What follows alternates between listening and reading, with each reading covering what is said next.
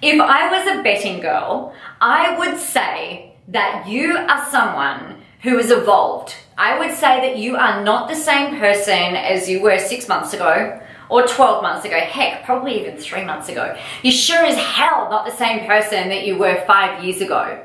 So one of the things that you really need to be able to start to demonstrate as you're growing in your role as a leader, as you're stepping up your role as creating authority, as you're creating and crafting and increasing the momentum around your own brand and personal brand, you've really got to be seen as being progressive.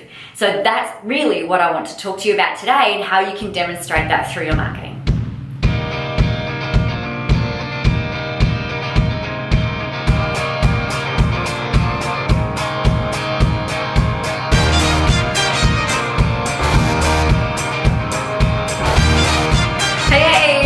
Nicola, and I can't wait to share this stuff with you.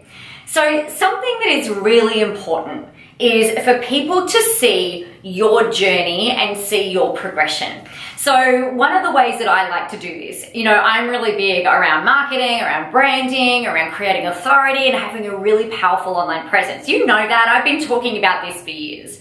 One of the ways that I can demonstrate my evolution and the way that I'm thinking progressively and doing things differently is by keeping up all of those really old, shameful, and somewhat embarrassing videos up on YouTube that I did really, really early on. They're actually still in the blog as well, somewhere buried deep in there.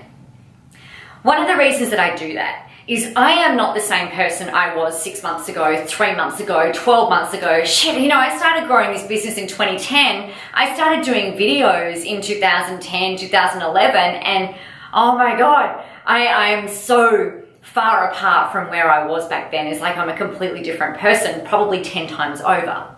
So when you're in your own business, when you're looking at creating leadership and authority, we've got to be seen as being progressive and having an ability to evolve, because your people are also going to need to evolve and have that, behavioral flexibility to be able to move with the times, to be able to roll along. There is an ice cream shop here in my local country town where I live up the street, and I reckon it's probably been here, oh God, I don't know. It looks like it's maybe 50 years old. I don't know how old it is, but I would say it's really old. The decor's dated. It might be in the 80s, I don't know. Anyway, there's another ice cream store that's open up down the street, Cold Rock, and then there's another ice cream store, a gelati store actually, just around the corner. And only recently, there's been a new Royal Copenhagen ice cream store open up really close, like literally a few doors down from this old time ice cream store. And it's really sad. Every morning we're walking and it's got a really big shop front, and my husband and I are like, what could we do in there? If we were to walk in and take it over, what would we do? And I've had all these different ideas. But I'm pretty sure that their store still looks the same. It still has the same chairs. It still has the same table as probably when it opened up. And it's dead.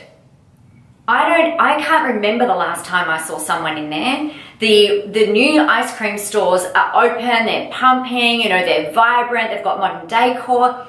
And I think one of the big things with this, for these people, for the originals, it's kind of like, they were, for a long time, they were it.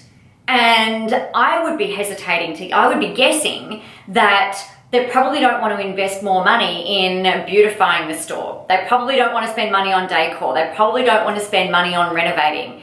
And there's two sides to that. Either, you've got to put up with what you've got or make it work, or you've got to innovate and change and move with the times. You're the same. Your clients are the same. You've got to be seen as being, current and moving and progressive and forward thinking, because otherwise you end up like this ghost town ice cream store that has no one coming in it. I don't know how they're even still open, to be honest with you. It's incredible. Nobody wants to look at you and be like, wow, they're still talking about that same stuff that they were talking about 10 years ago. They haven't evolved at all. Like, there's no new thinking. There's no new programs. There's no new way of doing things. Your people need to see that you're not the same person. but that you've still got the same qualities, you've still got the same motivations or similar motivations. Or explain to them what's different these days about what it is that you're doing.